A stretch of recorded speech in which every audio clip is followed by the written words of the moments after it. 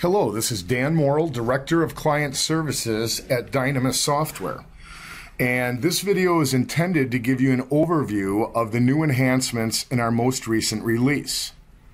So when you go into the Plan Designer and go to the dashboard, you're actually going to notice a big change right off the bat. Traditionally, we've only shown the employer cost of every plan group, and we've talked about how employers want to focus on how that cost breaks down to them and their employees. But we now have enabled the option to be able to also show the total cost of that plan group right alongside of that. So simply by enabling the checkbox, I can illustrate total costs in this column alongside the employer costs we've always illustrated. Now, one of the reasons that we've added the total cost is because of the addition of being able to work with self-funded contracts, which is really the big enhancement that you've been waiting for in this release. So we're in a sample employer. I've got a current, a renewal at budget, and a proposed option that are all fully insured. But in addition to those fully insured options, I also want to illustrate the proposal of going to self-funded plans. So for our sample employer, we'll be using this case as we set up additional training and as we build out a training course in our learning management system.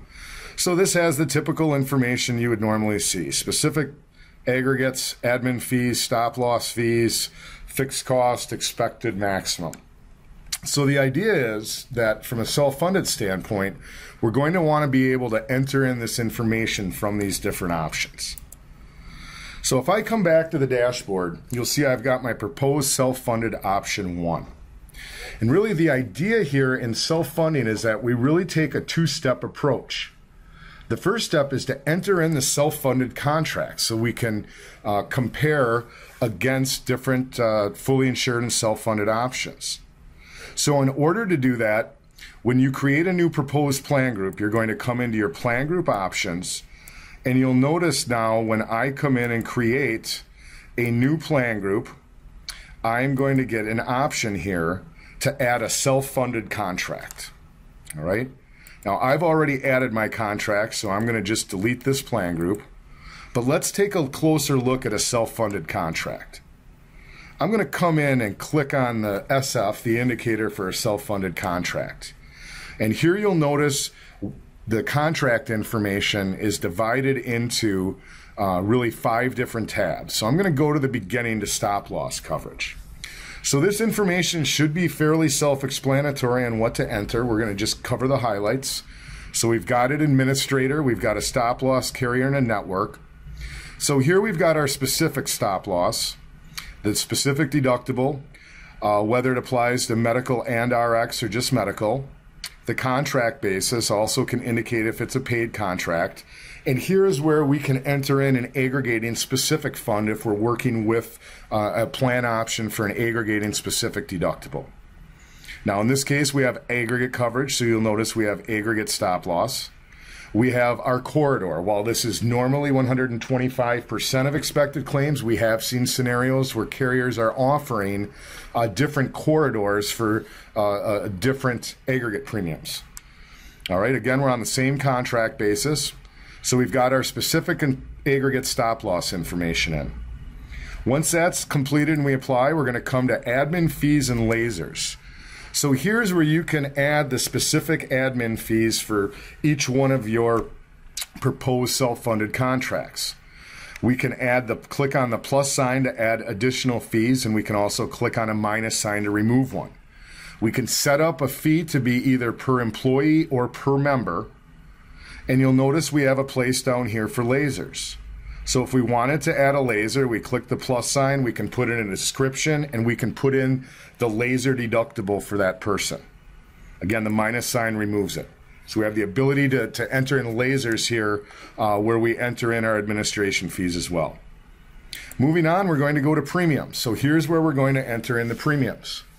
Now in this case, our sample self-funded quote actually just came as single and family, and even in that we had a composite aggregate premium. But since I already had a fully insured current where we had 4 different enrollment types, we've simply divided that single family specific premium into the same enrollment types as current. So that's going to be important to make sure your enrollment counts match up any other fully insured options you might be showing alongside of it. So we've got our single and family specific stop loss premium. We've got our aggregate premium, which again is a composite, so it's the same amount for each enrollment type. After we've got our premiums in, we come to claims. So again, here is where we're going to enter our aggregate factors. Now in this case, it was a single family aggregate factor, but again, I want this broken down into 4 enrollment types as that's how their current plans are. So I'm going to go ahead and enter in the single and the family rate for the aggregate factors. Notice that it's calculating out the carrier's expected claims by working backwards from that corridor.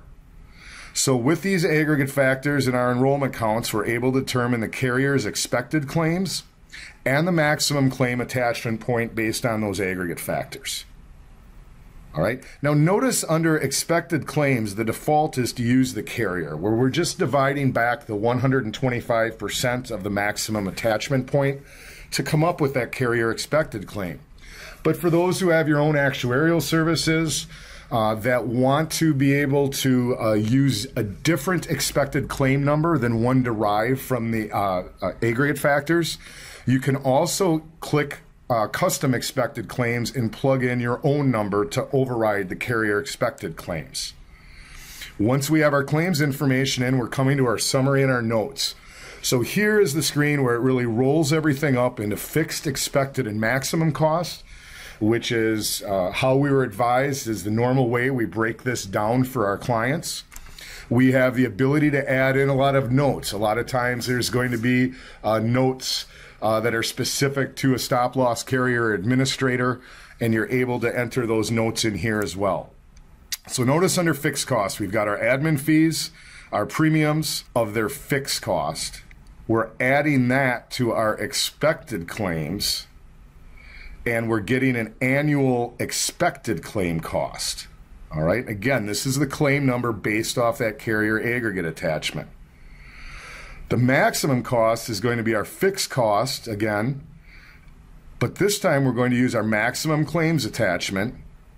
We would also add in any additional laser exposure, which would calculate the difference between the regular specific deductible and the higher laser deductible to show the additional employer exposure. Same with the aggregate specific fund. That number will be added to that maximum cost as well. So that is where we enter in the self-funded contract. And from there, we can compare self-funded contracts against other self-funded contracts, against other fully insured plan groups. And to enable that report, you're going to come to our report menu, go to reports, and choose self-funded carrier selection. So that's going to be the report that we use. All right. In my case, I want to show the renewal against our proposed self-funded option 1 and our proposed self-funded option 2, which are 2 different stop loss contracts from 2 different administrators. All right. If I pull up a preview of the report, you'll notice under our fully insured column, we're able to show that total annual cost for the fully insured contract alongside the fixed cost, the expected cost, and the maximum cost of our self-funded contracts. So that's why it was really important to be able to work at a total cost level, because at this point we haven't even added in the underlying plan designs to our proposed self-funded options. We're just reviewing the self-funded contract. All right, so the idea is on the next page, we're able to see our notes, so we can see we've got, if we've got any self-funded options, we're going to list the lasers. We're going to indicate any notes that we've got entered in. So this really becomes our main report for being able to compare self-funded options against other self-funded options or against a fully insured option as well. All right, back to the plan designer now. So the key is, if we look in my proposed self-funded option 2 here, I've got my self-funded contract in. you're able to come in and see our fixed, expected, and maximum cost based on the parameters of that self-funded contract. But you'll notice I have no employer cost shown. And if I open this plan group, you'll see I don't even have any underlying plan designs in here. So the idea is we can compare fully insured options to self-funded options just based on that total cost. And then when it's time to bring in the underlying plan design, we're going to be able to come back and add those. So in my self-funded option 1, I've actually entered in an underlying plan design. All right. And what happens is when we add in a plan design to a self-funded contract, we're going to enter in composite premiums that are equivalent premiums, COBRA rates, funding levels. Now, we're not going to calculate these because the calculations can vary. But once we add in this self-funded plan design, in this case, our 4,100% HSA plan, we're going to be able to have to enter in those equivalent premiums, so to speak. And then once I've got my plan design in here and I've got my equivalent premiums, now my employer and my total cost are going to be based just like any other composite rated group. I'm going to come in and put in a premium share. Let's just put in a 70%, and you'll be able to see as soon as I add that 70%, I now am able to see the difference between the total cost and the employer cost of that plan. It's important to note that the total cost we display for the self-funded contract is based on expected costs. So that's going to be, whenever we're looking at a plan group cost for self-funded, that's going to represent our expected cost. All right, let's take a look at our self-funded, our option 2. All right, so maybe we decide that this is an option that we may be considering, so we're going to want to add a plan design. So I'm going to click on the plus sign. Notice now I'm going to choose self-funded.